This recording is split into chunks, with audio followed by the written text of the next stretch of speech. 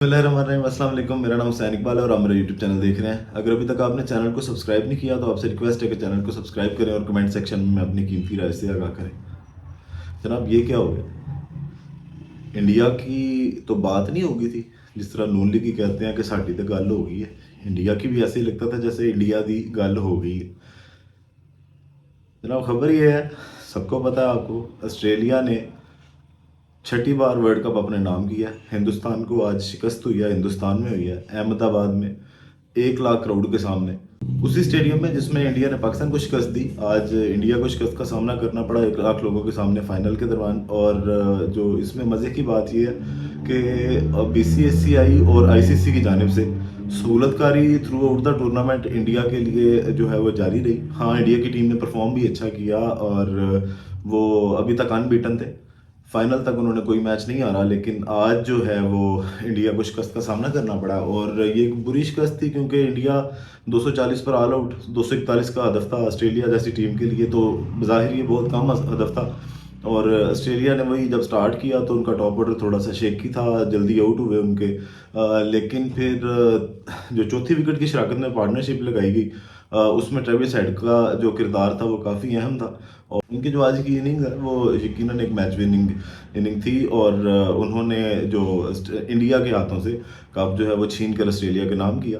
और अब बात करते हैं जो सारी सहूलतकारी रही, जिस तरह की एम्पायरिंग रही, जिस तरह टेक्नोलॉजी का इस्तेमाल किया गया इंडिया के हक में, और जिस तरह अंपायर्स का किरदार था जो इस पूरे वर्ल्ड कप में, और विकेटों के साथ जो छेड़खानियाँ की गई, जैसा कि सेमीफाइनल से पहले भी अगर देखा जाए तो जो एक दिन पहले जो विकेट के साथ था उसके साथ छेड़खानी की गई, और न्यूजीलैंड के कप्तान ने इस चीज़ पर इजहार भी किया था, शक व शुबात का इजहार किया था कि ये यहाँ पे कुछ ना कुछ चीज़ें अनफेयर हो रही हैं। बिल्कुल इसी तरह जो आज फाइनल की विकेट थी, अगर देखा जाए तो ये इस्तेमाल शुदा विकेट थी। इसको पाकिस्तान और इंडिया का मैच इस विकेट पर हो चुका और उसके बाद उसको चेंज नहीं किया गया। और ये मैं नहीं कह रहा, ये जो फोक्स आलमी इदारा है उसने भी ये बोला है कि जनाब विकेट जो है वो इस्तेमाल शुदा ऑलरेडी, और इसके किनारों को खुश्क रखा गया ताकि स्पिनर्स को जो है वो थोड़ी सी हेल्प मिल सके विकेट से।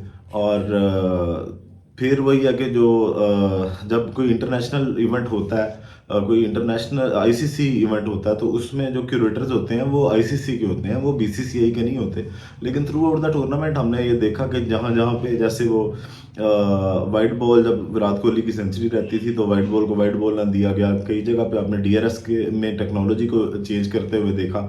तो बहुत सी चीज़ें इस तरह की हैं कि सहूलतकारी बिल्कुल इंडिया की वैसे ही की जा रही थी जैसे पाकिस्तानी सियासी निज़ाम में नवाज शरीफ साहब की जा रही है, कि इसी तरह लग रहा था जैसे उन्होंने भी बड़े भाई ना गल हो गई हुई है। अब बात करते हैं जनाब कि वर्ल्ड कप में पाकिस्तान की टीम का, तो सफ़र जो है उसका अख्ताम हो गया था सेमीफाइनल से पहले ही, और वो शर्मिंदगी का सामना करना पड़ा। जिस तरह की पाकिस्तान की क्रिकेट टीम ने ग्राउंड पे क्रिकेट खेली, तो एक वो शर्मिंदगी पाकिस्तान की अवाम ने बर्दाश्त की। एक और शर्मिंदगी है, और वो शर्मिंदगी इस वजह से कि ICC ने जितने भी जो वर्ल्ड चैम्पियन कैप्टन हैं उनको इनवाइट किया था वर्ल्ड कप फाइनल सेरेमनी में, और वहाँ पे इमरान खान साहब का ना होना जो है वो पाकिस्तान की शर्मिंदगी का बायस बनता है। क्योंकि जितने भी सहाफ़ी हैं इंडिया के, वो इसी चीज़ को डिस्कस कर रहे हैं कि जनाब इमरान खान साहब को बुलाया गया था, लेकिन वो अपने मुल्क में जो है वो जेल के अंदर है, उनको कैद किया गया। और पाकिस्तान जैसा मुल्क जो अपने हीरोज़ की कदर नहीं करता, वो उनके साथ यही होना चाहिए ग्राउंड में भी, और जो मुल्की हालात हैं पाकिस्तान के उनके लिए भी। तो काफ़ी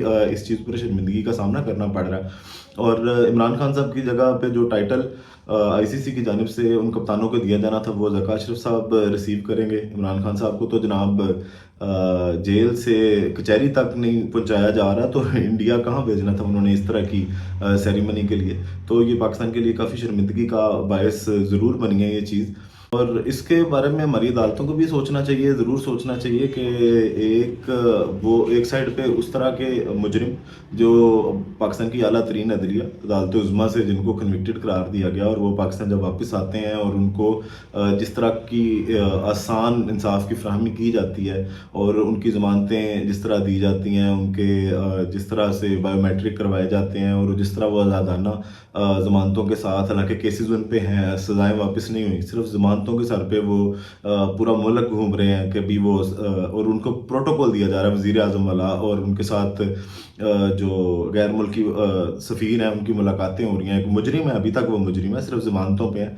इसके अलावा नवाज शरीफ साहब का जो सज़ाएँ हैं वो मुअत्तल नहीं हुई, वो अभी तक कन्विक्टेड हैं, सिर्फ ज़मानतों पे बाहर हैं। लेकिन दूसरी जानब अगर देखा जाए तो इमरान खान साहब, जिन पे अभी तक कोई भी केस साबित नहीं हुआ, सिर्फ केस डाले गए हैं, और उनको हमारी अदालतें जो हैं वो इंसाफ फराहम नहीं कर रही हैं, और सुस्त रवि का शिकार है इंसाफ इमरान खान साहब के लिए। और सिर्फ ये कि उनको जितनी देर तक हो सके जेल में रखा जाए ताकि इलेक्शन की कंपेन वो ना कर सकें और इलेक्शन में हिस्सा ना ले सकें।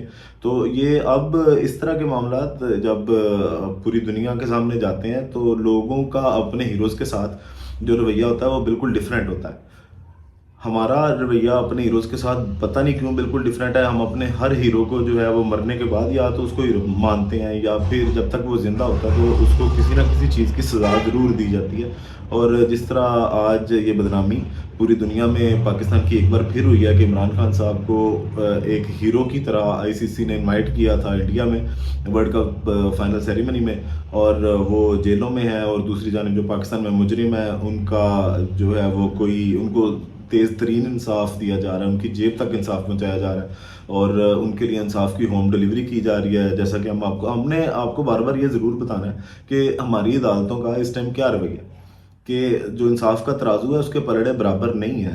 आप जहाँ मर्जी देखें, ऐसे इंसाफ कभी नहीं होता। इंसाफ सबके लिए एक जैसा होता है, और जिन माशरों में इंसाफ की फराहमी जो है वो नहीं होती, ठीक से नहीं होती, या इंसाफ के पलड़े बराबर नहीं होते तराजू के, वो माशरे बहुत जल्द तबाह हो जाते हैं। और जैसा पाकिस्तान जो है वो हमारी अदालतों की वजह से काफ़ी अरसे से नुकसान पे नुकसान उठा रहा है, और कभी वो कोई फ़ैसला आता है, कभी कोई फ़ैसला आता है, और बस ये अदालतें अगर हमारी ठीक हो जाएँ तो शायद काफ़ी कुछ जो है वो हमारे मुल्क का ठीक हो सकता है, क्योंकि इंसाफ एट द एंड इन्होंने ही पहुँचाना है। अगर कोई बंदा गैर कानूनी हरकत करता है या कोई कानून तोड़ता है तो इंसाफ तो हमारी अदालतों ने पहुँचाना है, लेकिन अगर वो किसी के इशारे पे या किसी के लिए एक तरफ़ा फ़ैसला करेंगे या जानिबदार होकर फ़ैसले करेंगे तो वो पाकिस्तान के लिए तो बिल्कुल भी मुनासिब बात नहीं है। बाकी वीडियो को इख्तिताम इसी दुआ के साथ कि अल्लाह ताला पाकिस्तान पर अपनी रहमतें नाज़िल करे और 25 करोड़ अवाम की जो मुश्किलात हैं उनमें आसानी करे। पाकिस्तान जिंदाबाद।